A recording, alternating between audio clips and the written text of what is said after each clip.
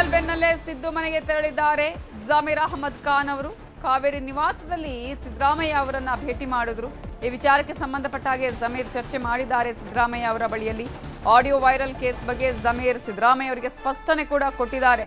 By election ನಲ್ಲಿ ನಾನು ಯಾವತ್ತೂ ಕೂಡ ಪಕ್ಷ ವಿರೋಧಿ ಚಟುವಟಿಕೆಗಳನ್ನ ಮಾಡಿಲ್ಲ, ಪಕ್ಷ ವಿರೋಧಿ ಕೆಲಸ ಮಾಡಿಲ್ಲ ಅಂತ ಹೇಳಿ ಸಿದ್ದರಾಮಯ್ಯ ಅವರಿಗೆ ಸ್ಪಷ್ಟನೆಯನ್ನ ಕೊಟ್ಟಿದ್ದಾರೆ ಜಮೀರ್ ಅಹಮದ್ ಖಾನ್ ಅವರು. ನನ್ನ ವಿರುದ್ಧ ಷಡ್ಯಂತ್ರ ಮಾಡಿದ್ದಾರೆ ಅಂತ ಜಮೀರ್ ಅವರು ಈ ಸಂದರ್ಭದಲ್ಲಿ ಸಿದ್ದರಾಮಯ್ಯ ಅವರಿಗೆ ಹೇಳ್ತಾರೆ, ಸ್ಪಷ್ಟನೆಯನ್ನ ಕೊಡುವ ಕೆಲಸ ಮಾಡಿದ್ದಾರೆ. ಆಡಿಯೋ ನಂದಲ್ಲ, ಎಐ ಆಡಿಯೋ ನಂದಲ್ಲ, ಇದು ನನ್ನ ವಿರುದ್ಧ ಷಡ್ಯಂತ್ರ ಅಂತ ಹೇಳಿ ವಿವರಿಸಲು ಮುಂದಾದ್ರು ಜಮೀರ್ ಅವರು. ಜಮೀರ್ ವಿವರಣೆಗೆ ಏನೂ ಪ್ರತಿಕ್ರಿಯೆ ಕೊಡದೆ ದೆಹಲಿಗೂ ಕೂಡ ಕರೆದಿಲ್ಲ. ಇನ್ನು ಕೂಡ ಸಿದ್ದರಾಮಯ್ಯ ಅವರು ಯಾವ ಪ್ರತಿಕ್ರಿಯೆಯನ್ನು ಕೂಡ ಕೊಟ್ಟಿಲ್ಲ ಸಿದ್ದರಾಮಯ್ಯ ಅವರು. ಸೊ ಇಲ್ಲಿ ಜಮೀರ್ ಅವರದ್ದೇ ಎನ್ನಲಾದಂತಹ ಆಡಿಯೋ ಇದು. ಈಗಾಗಲೇ ಎರಡೆರಡು ಆಡಿಯೋಗಳು ವೈರಲ್ ಆಗ್ತಾ ಇರೋದನ್ನ ನಾವಿಲ್ಲಿ ಗಮನಿಸಬಹುದು. ಸೊ ಜಮೀರ್ದು ಎನ್ನಲಾದಂತಹ ಆಡಿಯೋ ವೈರಲ್ಗೆ ಸಂಬಂಧಪಟ್ಟ ಹಾಗೆ ಸಿದ್ದರಾಮಯ್ಯ ಅವರು ಕೂಡ ಯಾವುದೇ ರೀತಿಯಲ್ಲಿ ಪ್ರತಿಕ್ರಿಯೆಯನ್ನು ಕೊಟ್ಟಿಲ್ಲ. ಆದ್ರೆ ಇಲ್ಲಿ ವೈರಲ್ ಆಡಿಯೋ ಬಗ್ಗೆ ಡಿಕೆ ಶಿವಕುಮಾರ್ ಮಾಧ್ಯಮದವರಿಗೂ ಕೂಡ ಪ್ರತಿಕ್ರಿಯೆ ಕೊಟ್ಟಿಲ್ಲ. ಪ್ರತಿಕ್ರಿಯೆ ಕೊಡದೆ ಹೊರಟರು ನಿಯೋಜಿತ ಸಿಎಂ ಆಗಿರುವ ಡಿಕೆ ಶಿವಕುಮಾರ್ ಅವರು. ಜಮೀರ್ದು ಎನ್ನಲಾದ ಆಡಿಯೋಕ್ಕೆ ಸಂಬಂಧಪಟ್ಟ ಹಾಗೆ ಪ್ರಶ್ನೆಯನ್ನ ಮಾಡಿದ್ದಾರೆ ಪತ್ರಕರ್ತರು. ನಿಯೋಜಿತ ಸಿಎಂ ಡಿಕೆ ಶಿವಕುಮಾರ್ ಅವರಿಗೆ ಜರ್ನಲಿಸ್ಟ್ ಪ್ರಶ್ನೆ ಮಾಡ್ತಾರೆ. ಈ ಪ್ರಶ್ನೆಗೆ ಏನನ್ನು ಉತ್ತರಿಸದೆ ಸೀದಾ ತೆರಳ್ತಾರೆ ಡಿಕೆ ಶಿವಕುಮಾರ್. ಸಂಬಂಧಪಟ್ಟಂತೆ ಜಮೀರ್ ಅಹಮದ್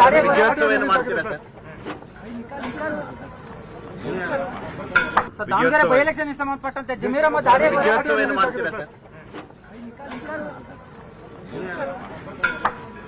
ದಾವಣಗೆರೆ ಬೈ ಎಲೆಕ್ಷನ್ ಸಂಬಂಧಪಟ್ಟಂತೆ ಜಮೀರ್ ಅಹಮದ್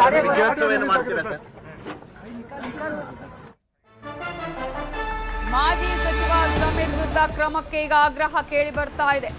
ಮಲ್ಲಿಕಾರ್ಜುನ ಖರ್ಗೆ, ಸುರ್ಜೇವಾಲಾ ಅವರಿಗೆ ಜಮೀರ್ ವಿರುದ್ಧ ದೂರನ್ನ ನೀಡಲಾಗಿದೆ. ಬೆಂಗಳೂರು ಪಶ್ಚಿಮ ಜಿಲ್ಲಾ ಕಾಂಗ್ರೆಸ್ ಸಮಿತಿ ಆಗ್ರಹವನ್ನ ಮಾಡ್ತಾ ಇದೆ.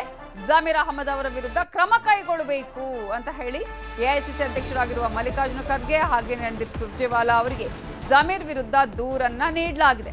ದಾವಣಗೆರೆ ಎಲೆಕ್ಷನ್ ಅಲ್ಲಿ ಪಕ್ಷದ ವಿರುದ್ಧ ಕೆಲಸ ಆಗಿದೆ. ಈಗಾಗಲೇ ಹಲವರ ವಿರುದ್ಧ ಕ್ರಮ ಕೈಗೊಳ್ಳಲಾಗಿದೆ. ಆಡಿಯೋ ನಿಜವೇ ಆಗಿದ್ದಲ್ಲಿ ಜಮೀರ್ ವಿರುದ್ಧ ಕ್ರಮವನ್ನ ಕೈಗೊಳ್ಳಬೇಕು ಅಂತ ಹೇಳಿ ಆಗ್ರಹವನ್ನ ಮಾಡಲಾಗಿದೆ. ಬೆಂಗಳೂರು ಪಶ್ಚಿಮ ಜಿಲ್ಲಾ ಕಾಂಗ್ರೆಸ್ ಸಮಿತಿ ಉಪಾಧ್ಯಕ್ಷ ಕುಶಾಲ್ ಹರುವೇಗೌಡ ದೂರನ್ನ ಕೊಟ್ಟಿದ್ದಾರೆ.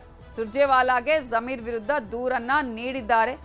ಸುರ್ಜೇವಾಲಾ ಅವರ ಹತ್ರ ಹಾಗೇನೆ ಮಲ್ಲಿಕಾರ್ಜುನ ಖರ್ಗೆ ಅವರಿಗೂ ಕೂಡ ಈ ಒಂದು ದೂರನ್ನ ಸಲ್ಲಿಸಿದ್ದಾರೆ. ಕ್ರಮ ಕೈಗೊಳ್ಳಬೇಕು. ಇದೇ ವಿಚಾರಕ್ಕೆ ಸಂಬಂಧಪಟ್ಟಾಗ ಇನ್ನಷ್ಟು ಡೀಟೇಲ್ಸ್ ಕೊಡೋದಕ್ಕೆ ನಮ್ಮ ಪೊಲಿಟಿಕಲ್ ಬ್ಯೂರೋ ಹೆಡ್ ಆಗಿರುವಂತಹ ಚಿದಾನಂದ ಪಟೇಲ್ ನೇರ ಸಂಪರ್ಕದಲ್ಲಿ ಜಾಯ್ನ್ ಆಗಿದ್ದಾರೆ. ಚಿದಾನಂದ ಪಟೇಲ್, ಜಮೀರ್ ಅಹಮದ್ ಅವರದ್ದು ಎನ್ನಲಾದ ಈ ಆಡಿಯೋ ಅವರದ್ದೇನಾ ಅಂತ ಅವರೇ ಸ್ಪಷ್ಟನೆ ಕೊಡಬೇಕು. ಜಮೀರ್ ಅಹಮದ್ ಅವರ ಸಂಪರ್ಕಕ್ಕೂ ಕೂಡ ನ್ಯೂಸ್ 18 ಪ್ರಯತ್ನ ಪಡ್ತಾ ಇದೆ. ಇಂತಹ ಸಂದರ್ಭದಲ್ಲಿ ಇದೀಗ ಎರಡೆರಡು ಆಡಿಯೋಗಳು ಕೂಡ ವೈರಲ್ ಆಗ್ತಾ ಇರ್ತದೆ. ಮತ್ತೊಂದು ಕಡೆ ಸಿರಾಜ್, ನಮಗೂ ಅದಕ್ಕೂ ಸಂಬಂಧ ಇಲ್ಲ, ಜಮೀರ್ ಅವರ ವಿರುದ್ಧ ಷಡ್ಯಂತ್ರ ಮಾಡಲಾಗಿದೆ ಅನ್ನುವಂಥ ಮಾತುಗಳು ಕೇಳಿ ಬರ್ತದೆ. ಹೈಕಮಾಂಡ್ ಗಮನಕ್ಕೆ ಬಂತ ಈ ಎಲ್ಲ ಬೆಳವಣಿಗೆಗಳು?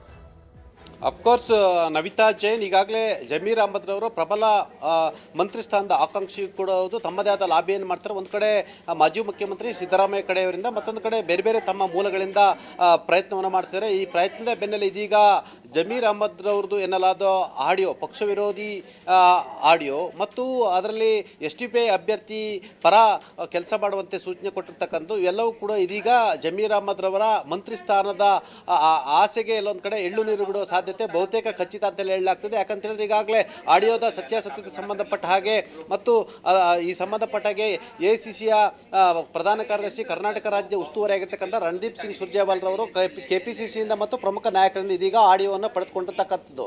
ಈಗಾಗಲೇ ಆಡಿಯೋದ ಸತ್ಯಾಸತ್ಯತೆ ಸಂಬಂಧಪಟ್ಟ ಹಾಗೆ ಪರಿಶೀಲನೆ ನಡೆಸ್ತಿರ್ತಕ್ಕಂಥದ್ದು. ಈಗಾಗಲೇ KC ವೇಣುಗೋಪಾಲ್ ಸೇರಿದಂತೆ AICC ಅಧ್ಯಕ್ಷ ಮಲ್ಲಿಕಾರ್ಜುನ್ ಖರ್ಗೆ ಅವರು ಕೂಡ ಜಮೀರ್ ಅಹಮದ್ ರವರದ್ದು ಎನ್ನಲಾದ ಆಡಿಯೋದ ಸಂಬಂಧಪಟ್ಟ ಮಾಹಿತಿಯನ್ನು ಕೊಟ್ಟಿರ್ತಕ್ಕಂಥದ್ದು. ಆಡಿಯೋದ ಸತ್ಯಾಸತ್ಯತೆ ಬಗ್ಗೆ ಈಗಾಗಲೇ ಪರಿಶೀಲನೆಗೆ ಮುಂದಾಗಿರ್ತಕ್ಕಂಥದ್ದು ಮತ್ತು ಒಂದು ವೇಳೆ ಸಾಬೀತಾದರೆ ಜಮೀರ್ ಅಹಮದ್ ರವರಿಗೆ ಮಂತ್ರಿ ಸ್ಥಾನ ತಪ್ಪಿಸಿಕೊಳ್ಳುವುದು ಒಂದೇ ಅಲ್ಲ, ಅವರಿಗೆ ಪಕ್ಷದಿಂದಲೇ ಶಿಸ್ತು ಕ್ರಮವೂ ಕೂಡ ಸಾಧ್ಯತೆ ಇದೆ ಅಂತ ಹೇಳಲಾಗ್ತಿದೆ. ಈಗಾಗಲೇ ಈ ಆಡಿಯೋದ ದಾವಣಗೆರೆಯಲ್ಲಿ ಬೈ ಎಲೆಕ್ಷನ್ ಎಲ್ಲ ಒಂದು ಕಡೆ ಪಕ್ಷ ವಿರೋಧಿ ಚಟುವಟಿಕೆಯನ್ನು ನಡೆಸಿದ್ರು ಅಂತೇಳಿ ಕಳೆದ ತಿಂಗಳೇ ಒಂದು ರಿಪೋರ್ಟ್ ಅನ್ನು ಹಾಕಿದ್ರು. ಆ ರಿಪೋರ್ಟ್ನಲ್ಲೂ ಕೂಡ ಜಮೀರ್ ಅಹಮದ್ ಹೆಸರು ಕೂಡ ಮುನ್ನೆಲೆಗೆ ಬಂದಿತ್ತು. ಆದರೆ ಕೇರಳಂ ಚುನಾವಣೆಯಲ್ಲಿ ಜಮೀರ್ ಅಹಮದ್ ಅವರ ಪರ್ಫಾರ್ಮೆನ್ಸ್ ಕಾರಣಕ್ಕಾಗಿ ಸುಮಾರು 32 ಕ್ಷೇತ್ರಗಳಲ್ಲಿ ಸುಮಾರು 26ರಿಂದ 27 ಕ್ಷೇತ್ರಗಳಲ್ಲಿ ಗೆದ್ದಿರ್ತಕ್ಕಂಥದ್ದು. ಹಾಗಾಗಿ ಎಲ್ಲ ಒಂದು ಕಡೆ ಸ್ವತಃ KC ವೇಣುಗೋಪಾಲ್ ಮಧ್ಯಪ್ರವೇಶ ಮಾಡಿ ಎಲ್ಲ ಎಲ್ಲೊಂದು ಕಡೆ ಸಮಾಧಾನ ಪಡಿಸಿದ್ರು ಮತ್ತು ಮಾಫಿ ಮಾಡಿಸಿದ್ರು.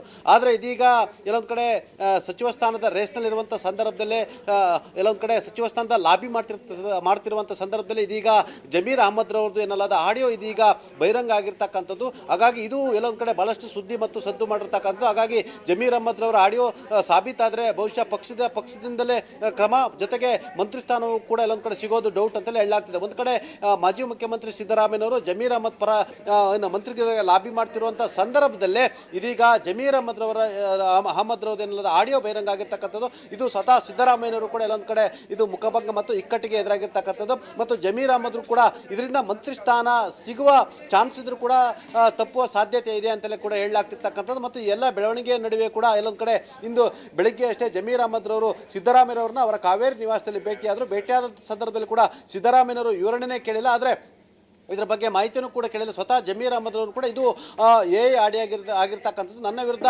ಷಡ್ಯಂತ್ರ ಆಗಿರ್ತಕ್ಕಂಥದ್ದು, ನಾನು ಆ ಥರ ಮಾಡಲಿಕ್ಕೆ ನಾನು ಅಷ್ಟು ಮೂರ್ಖನ ಫೋನ್ ಮಾಡಿ ಹೇಳಲಿಕ್ಕೆ ಅನ್ನೋ ಮುಖಾಂತರ ಇದು ಆಡಿಯೋ ನನ್ನದಲ್ಲ ಮತ್ತು ನನ್ನ ವಿರುದ್ಧದ ಷಡ್ಯಂತ್ರ ಮತ್ತು ಆರ್ಟಿಫಿಷಿಯಲ್ ಇಂಟೆಲಿಜೆನ್ಸ್ ಆಡಿಯೋ ಅಂತೇಳಿ ಈಗಾಗಲೇ ಏನು ಸಿದ್ದರಾಮಯ್ಯನವರಿಗೆ ಒಂದು ಕಡೆ ವಿವರಣೆ ಕೊಟ್ಟಿರ್ತಕ್ಕಂಥದ್ದು. ಆದರೆ ವಿವರಣೆ ಪಡೆದಂಥ ಸಿದ್ದರಾಮಯ್ಯನವರು ಯಾವುದೇ ರೀತಿ ಪ್ರತಿಕ್ರಿಯೆಯನ್ನು ಕೊಟ್ಟಿಲ್ಲ ಮತ್ತು ದೆಹಲಿಗೂ ಕೂಡ ಬರುವಂತೆ ಸೂಚನೆಯನ್ನು ಕೊಟ್ಟಿಲ್ಲ.